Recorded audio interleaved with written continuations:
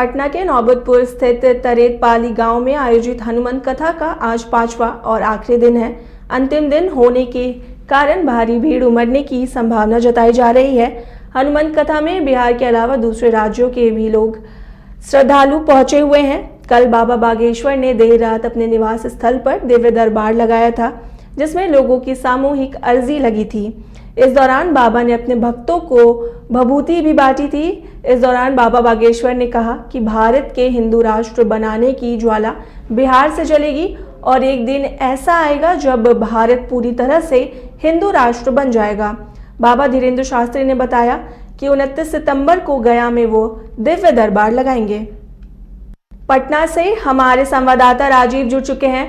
तो राजीव, बाबा बागेश्वर का हनुमान कथा का आज 5वां और आखिरी दिन है, इस पर क्या कुछ व्यवस्था की गई है और भीड़ को नियंत्रित करने को लेकर प्रशासन क्या कुछ तैयारियां कर चुकी है? देखिए, बाबा का 5 दिनों का जो हनुमान कथा है वो आखिरी दिन है और आखिरी दिनों को लेकर जिस तरीके से उत्साह लोगों में दिख रहा है, क्योंकि बाबा ने दिव्य दरबार लगाया। पहले उसको नकारा गया, बाबा के द्वारा खुद मन से ही कहा गया कि दिव्य दरबार नहीं लगेगा, क्योंकि वजह ये थी कि इतनी भीड़ आ चुकी थी कि पंडाल में जगह ही नहीं बचा था। अगल बगल नौबतपुर के इलाकों में कम से कम 10 किलोमीटर इलाकों में लोग जमे रहे, वहां खड़े रहे। स्थिति ट्रैफिक की इतनी खराब हो गई कि सुबह से लेकर शाम हो गया था, ट्रैफिक व्यवस्था चरमरा गई थी। पुलिस के जो भी प्रशासन के उसके कंट्रोल से बाहर भी हो गया, क्योंकि जिस तरीके से लोगों का जमावड़ा संडे के दिन वहां पहुंच गया और एक तरीके से दिव्य दरबार का लगाना था, लेकिन उन्होंने पहले बाबा ने नकारा। रात में एक तरीके से 2 बजे के करीब में उनके जो सहयोगी है उनका कहना था कि नहीं, दिव्य दरबार नहीं लगेगा। खुद धीरेन्द्र शास्त्री ने कहा कि दिव्य दरबार नहीं लगेगा, लेकिन बाबा ने लगाया दिव्य दरबार और लोगों की बातें सुनी और उनकी जो भी समस्याएं उनके लिए निदान करने की बात कही। अब वो आज आखिरी दिन है और आखिरी दिन भी क्योंकि जी भीड़ बढ़ने की ही उम्मीद है, क्योंकि जो तरीके से कहा जा रहा है कि लाखों की भीड़ इकट्ठी होगी। तीनों पंडाल जो हैं वो भर चुके हैं, तीनों पंडाल भर चुके थे। उसके बाद से बाहर लोग खड़े थे, एकदम लाइन लगे, भीड़ बहुत ज्यादा थी। तो बाबा को मन से ही कहना पड़ गया था कि आप लोग घर बैठकर ही देखें, घर से बाहर ना आए, यहाँ ना पहुंचे। बहुत सारे उन्होंने रिक्वेस्ट भी किया था प्रशासन के भी द्वारा, किस तरीके से जो व्यवस्था है उसको किया बाबा ने, लेकिन कहा कि प्रशासन चुस्त से काम कर रही है।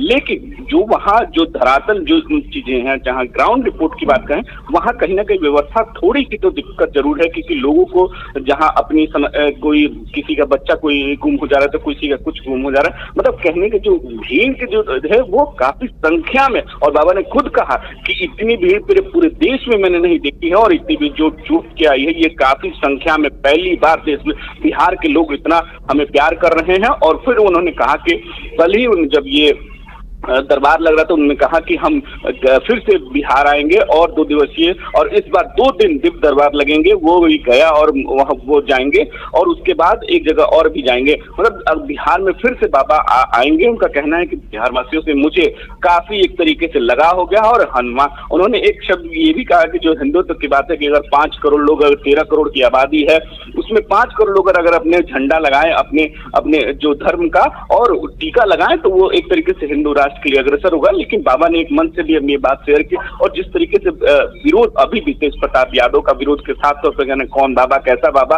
मतलब इस तरीके का विरोध राजनीतिक तौर पर भी चल रहा है। आरजेडी के कई नेता विरोध भी कर रहे हैं, लेकिन ये दिव्य दरबार और जिस तरीके से लगा पंडाल में, कहीं ना कहीं लोगों का जो भाव है बाबा के प्रति वो काफी ही एक तरीके से देखने को मिला। और लोग होटल के बाहर भी लाखों हजारों की संख्या में भीड़ लगाए। वहां भी रात में दिव्य दरबार बाबा लगभग 11 बजे या 12 बजे रात में लगा रहे हैं और वहां कल भी लगाया, परसों भी लगाया था और आज भी लगाने की उम्मीद है। और आज ये आखिरी दिन है और लोगों का हुजूम बढ़ना ही तय है, मतलब बढ़ेगा ही, क्योंकि आज आखिरी दिन हनुमान कथा की है और बाबा का जो प्रेम दिख रहा है लोगों के प्रति वो काफी बढ़ रहा है।